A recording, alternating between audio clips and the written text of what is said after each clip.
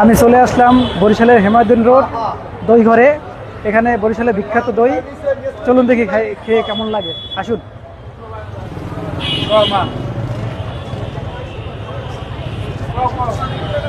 এই সেই বরিশালের দই ঘর, বিখ্যাত দই ঘর।